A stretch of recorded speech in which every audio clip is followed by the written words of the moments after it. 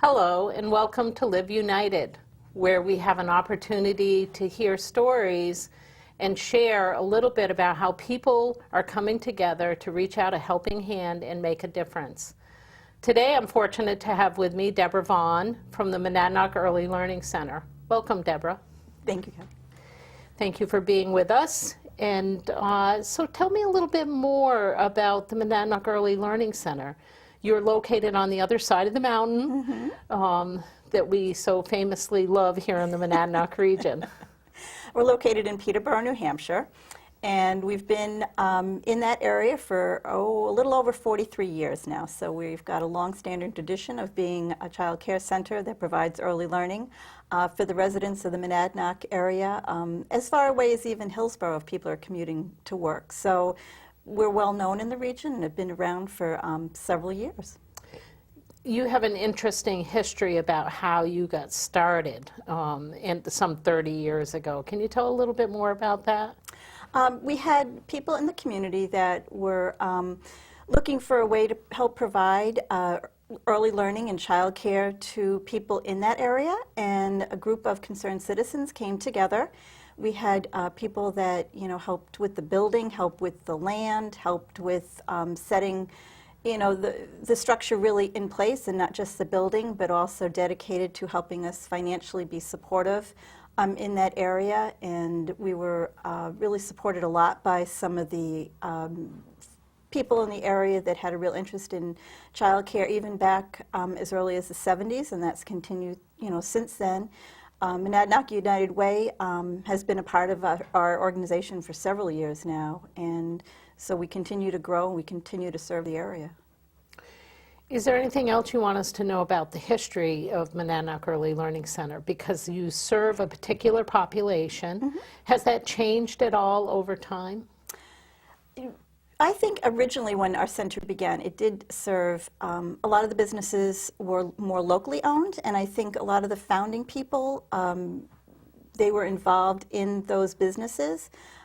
So we've still kind of served that same population. Oftentimes it's single parents or it's families on the lower income level that are really fighting to do better for themselves and are working constantly. So we provide child care almost constantly. We are actually opened most every day except Saturday and Sunday, and we're only closed for 7 days during the year. We're open from 6:30 to 6, so we really can serve a lot of the population that needs to work, the regular 9 to 5 hours, but also that maybe work some hours that aren't within that time frame. For there's factories, nursing homes, and different shifts that don't have the standard hours, so we can provide care for those children whose parents work in those places. Now, in looking at your organization, one of the things I noticed was that you serve 8 months old to second grade. Is the service to the population in the elementary schools something different that you're doing? It's actually the before and after care. So we actually have the buses pick up from Jaffrey and Peterborough for the public schools and drop off at our center.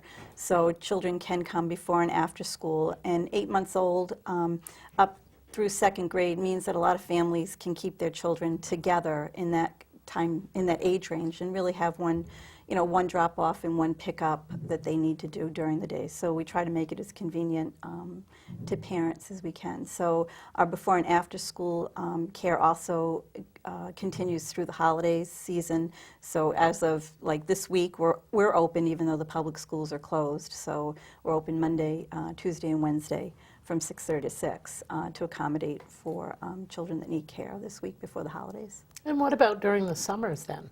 We run a summer camp during the summer, so we continue right through the year.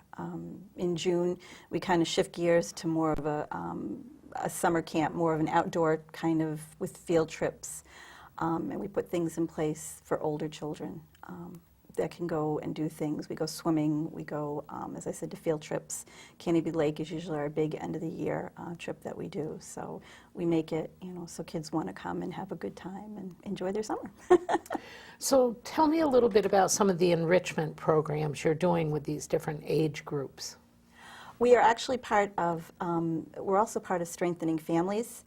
And so we provide not only services that can help their parents, but also enrichment programs that can help children become lifelong learners and early learners. We do assessments throughout the year to assess how the children are doing. We have had in the past a music program that came in, and they helped the children learn different type of music. And we have our teachers do different things during the day. We have activity centers set up in the rooms. We have reading centers, along with, really encouraging the social emotional growth of the young children to prepare them to, as they go on in life and enter kindergarten.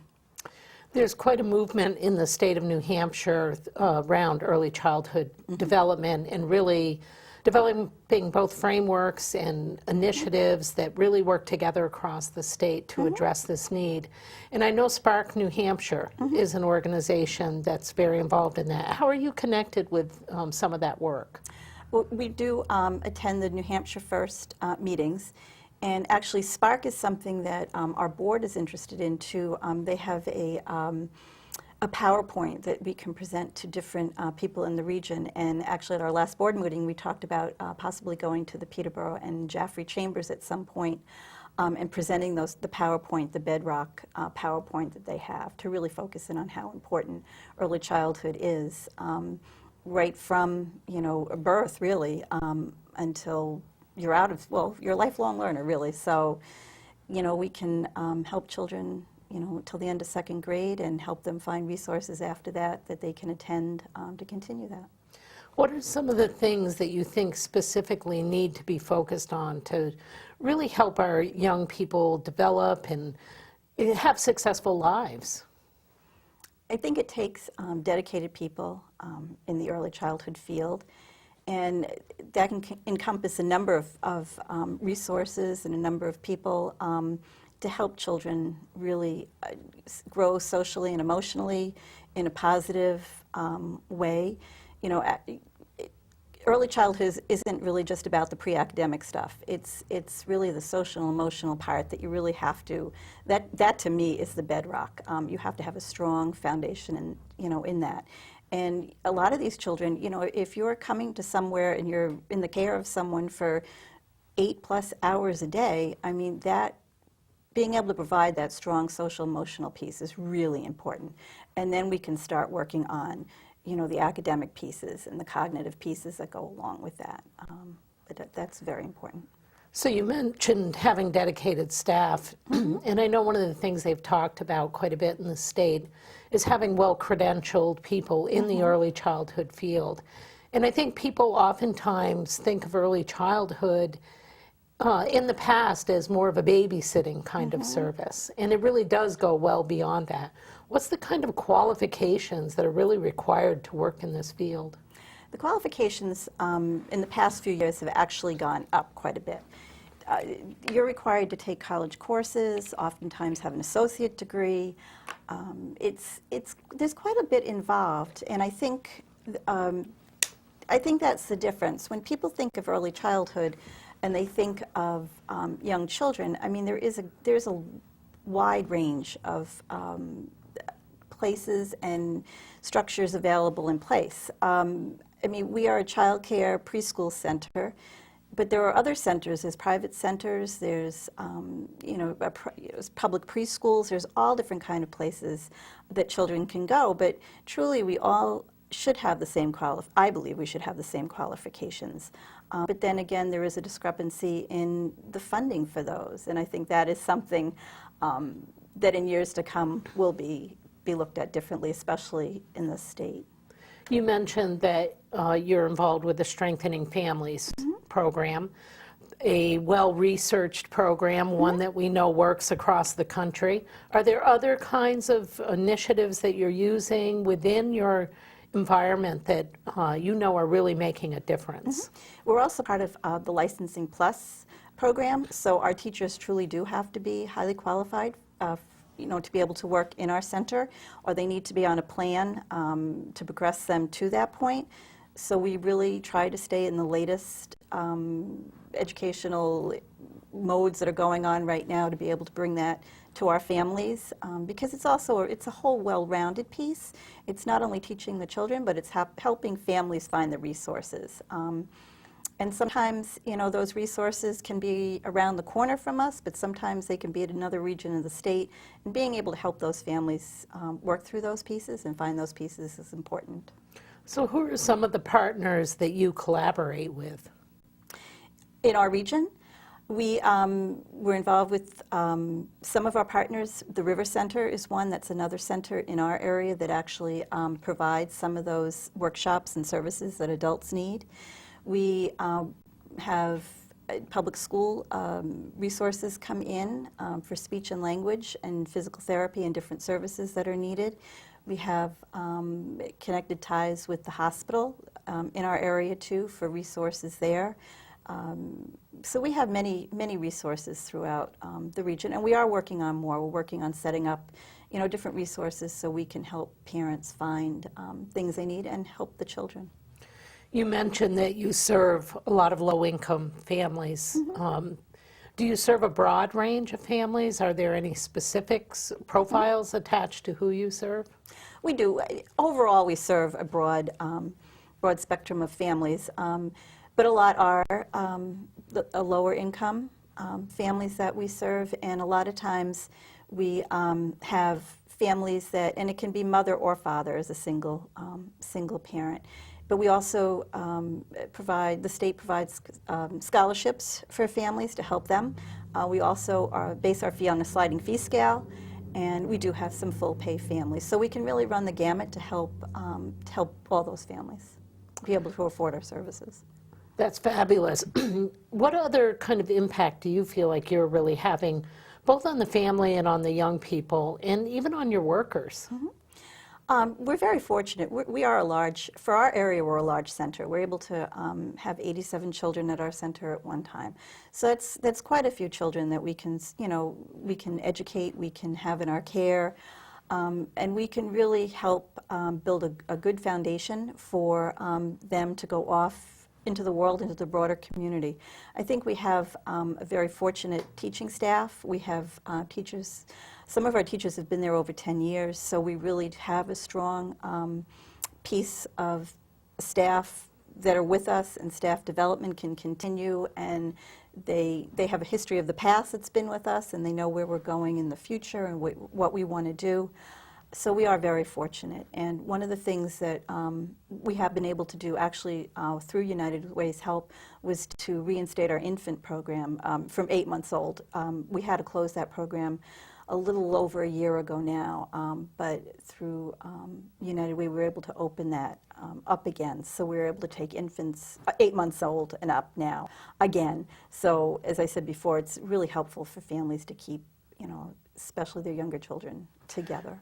So local support makes a big difference. Do you have volunteers involved at all? Some. I mean, we'd like more. It would be very nice to have some more volunteers that can come. We have a couple of people that come to our center and read to the children, which is great. We have reading is extremely important, and we have 2 individuals. One is a librarian, and one is a man that comes in that reads to the children too. So we're very fortunate that way.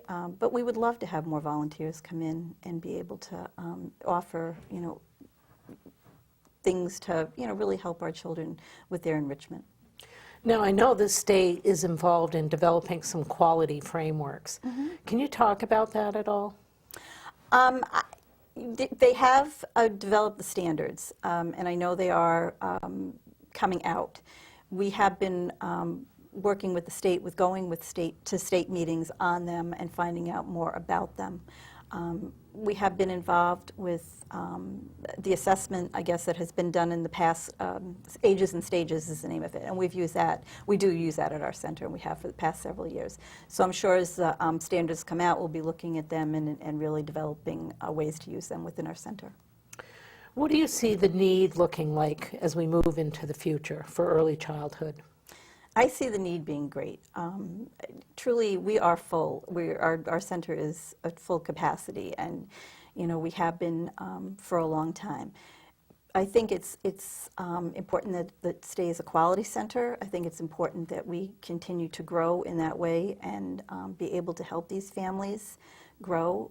I think with the economy right now, we do see more single parents trying to make ends meet. So they do have more questions for us about where they can find services or how they can apply to the state for state scholarships. So I think it's very important for our center to remain a viable part of our community. Will you be involved in any policy work or advocacy moving into the future? I believe that, yes. I think that's very important to stay on top and to be an advocate for. My background is early childhood and education, so I truly have a strong support for it. I understand, early childhood. I understand, that it's extremely important to help families, to help their children get a good start. So how do you feel like you're really having impact on these families, on these children, and on their futures? Well, our impact is that we're allowing families to have a safe place for the children to go during the day while they can work. We're in constant contact with families when the need arises. We have an open door policy as far as families being able to talk to the teachers and to the staff, and I think parents feel very comfortable having that. So our impact is that, we really try to keep families, as I said before a few times, intact, but also to be able to stay with us, because we can have children at our center from 8 months through 2nd grade, and that allows for stability of families to be able to work in our area and not have to worry about childcare for quite a number of years.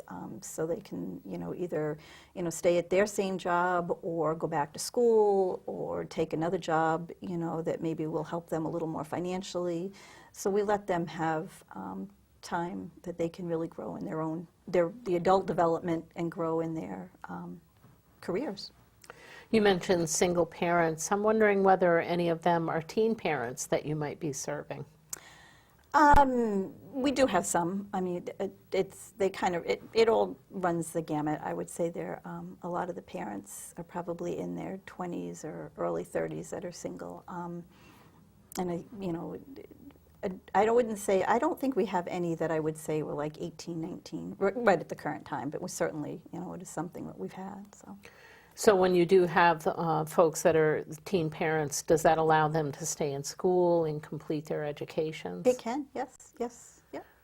That seems like an important piece, given that the well-being report here in the Monadnock region shows both we have a high rate of single parents and we also have a little bit higher rate of teen pregnancy than we'd like to see.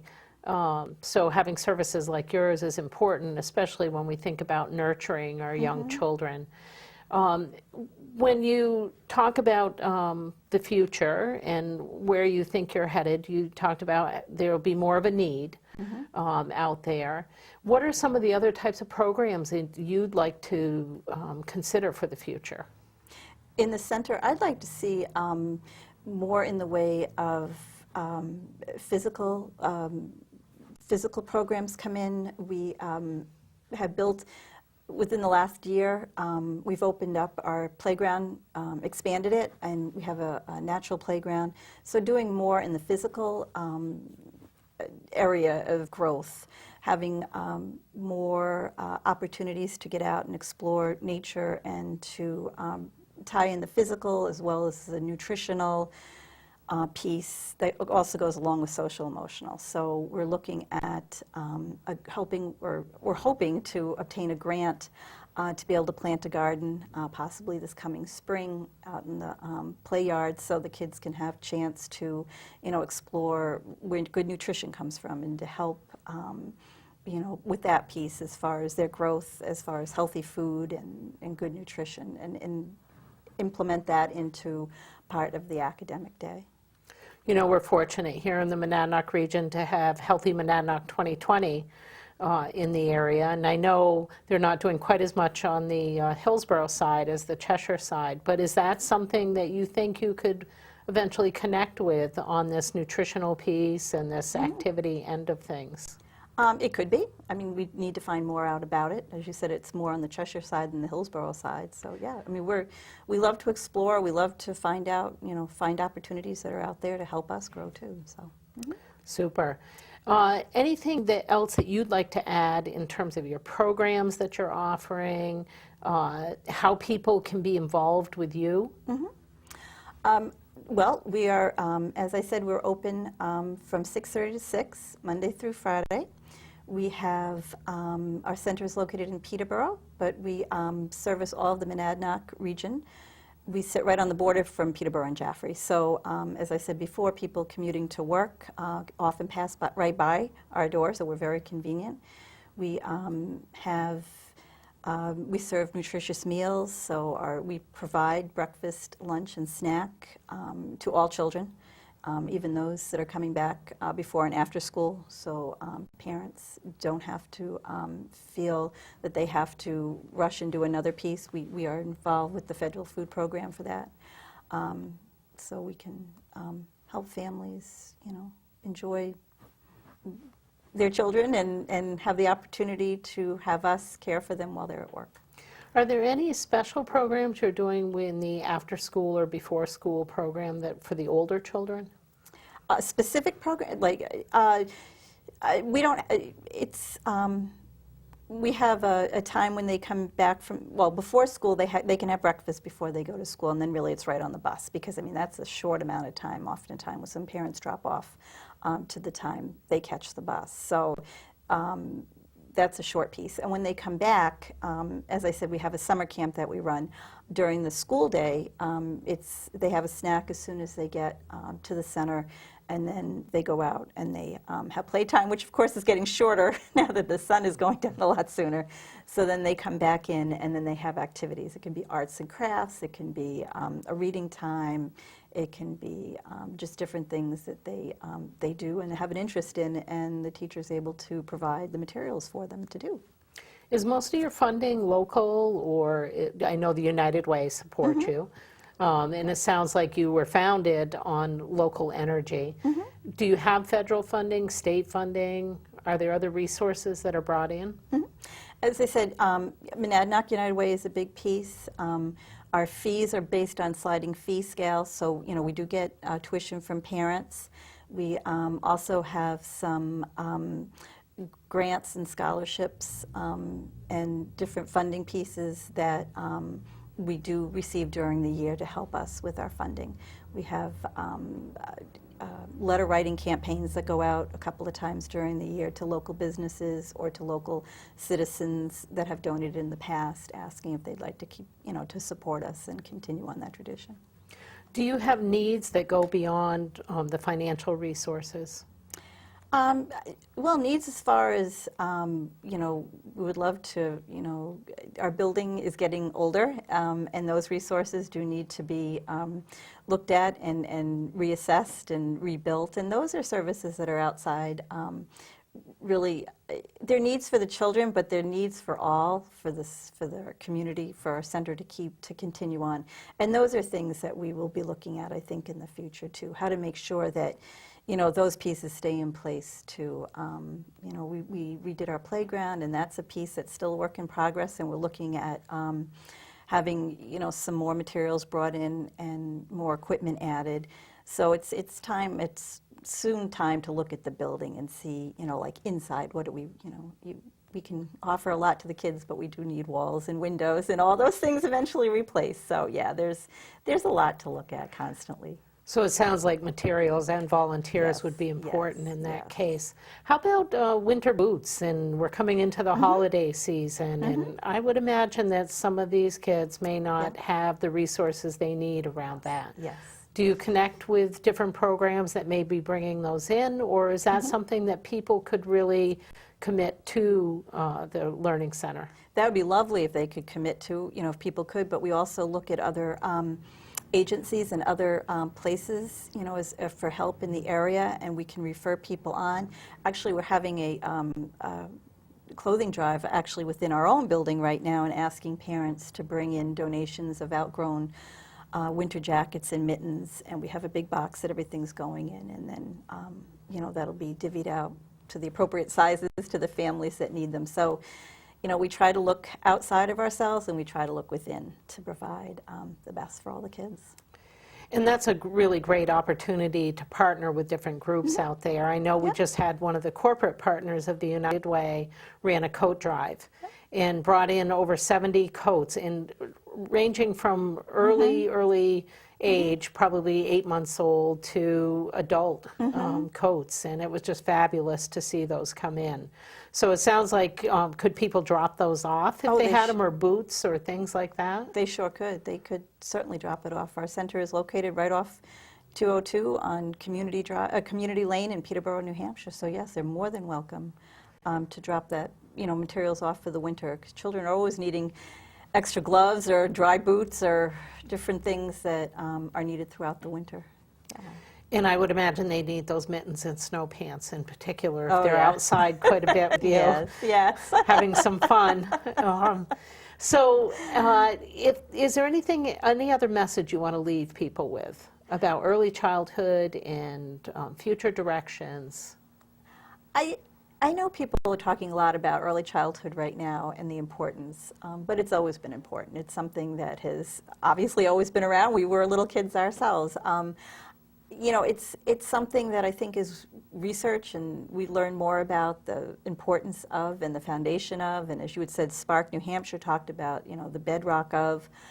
It really is an understanding that those are important years. When a child is able to go from, a little baby infant who can barely do anything to be able to walk and talk and, be able to feed themselves and use their words and all those pieces. And watching that growth is extremely important to make sure that they have the positive, right direction to grow in. And I hope our center is around for many, many years to come to provide those opportunities for people.